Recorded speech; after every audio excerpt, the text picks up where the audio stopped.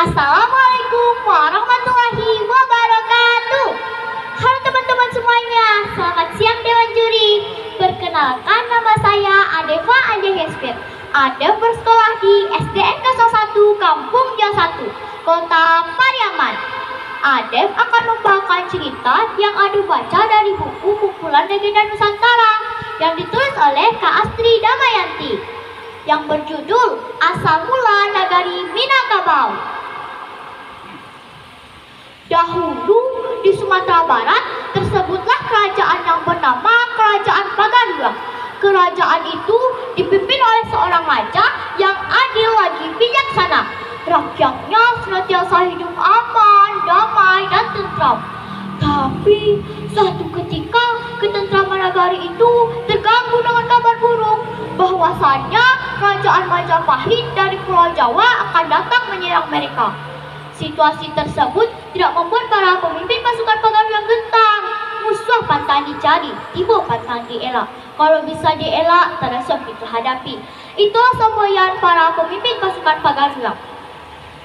Suatu hari, pasukan Majapahit sudah sampai di Gili Ranjau. Mereka mendirikan tenda sembari mengatur strategi untuk mengalahkan kerajaan Paganuang. Menghadapi situasi genting itu, Raja Paganuang pun segera mengadakan sidang. Nagari kita sedang terancam bahaya. Musuh ala tiba dengan mati.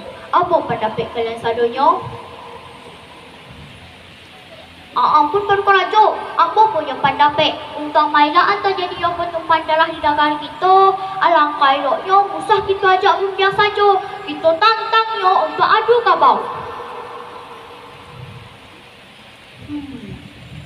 Ide nak rancak, apa pendapat kalian sadonya? Setuju Paduka Raja, setuju. Setuju Paduka Raja, setuju.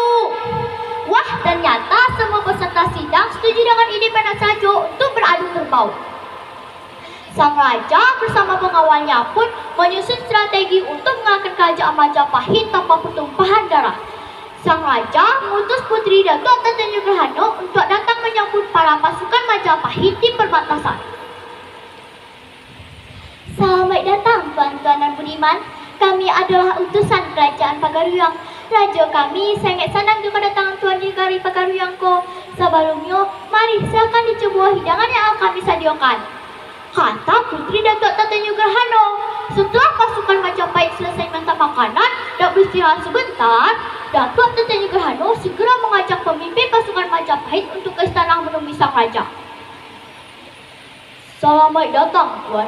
Mari, silakan duduk. Terima kasih Paduka Raja. Ada apa gerangan tuan kamari? Kami diutus oleh Raja Majapahit untuk melakukan Paganuang, dan kami pun harus pulang membawa kemenangan. Oh, model tu. Aku paham tugas tuan. Tapi, bak kalau peperangan ko, wak ganti jodoh kabar saja. Biar tak ada pertumpahan darah di antara pasukan kita.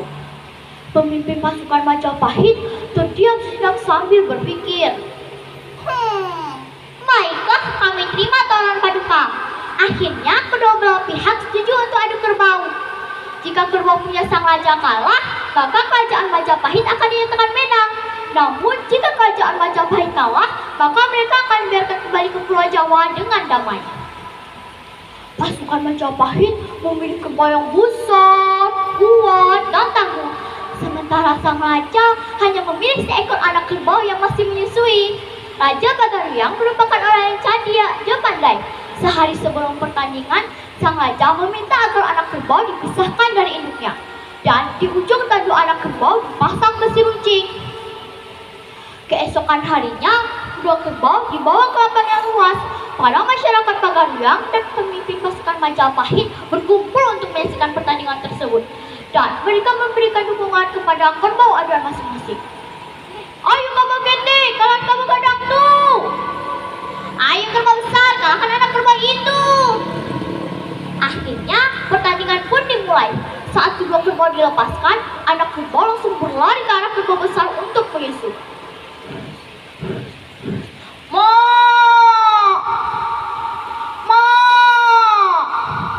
Tak disangka kerbau Majapahit pun terluka karena tertusuk besi runcing yang terpasang di tanduk anak kerbau. Dan kerbau Majapahit pun kalah. Para masyarakat Pagaru yang ada di sana bersorak kesenangan. Mana kabau? Mana kabau? Kata-kata itu berpulang di Pagaruang. Lambat laun kata Minangkabau bergeser jadi kata Minangkabau. Untuk mengenang kehebatan kerbau yang telah menyelamatkan Pagaruang dari pertumpahan darah, maka dibangunlah rumah dengan atap mirip tanduk anak kerbau. Dan rumah itu dibangun di perbatasan tempat datangnya pasukan Majapahit. Sampai sekarang, rumah bertanduk kerbau itu masih menjadi rumah adat di Pagaruang dan Minangkabau. Nah, jalan-jalan ke Tanjung Pura, singgah sebentar di Desa Badenggang. Demikian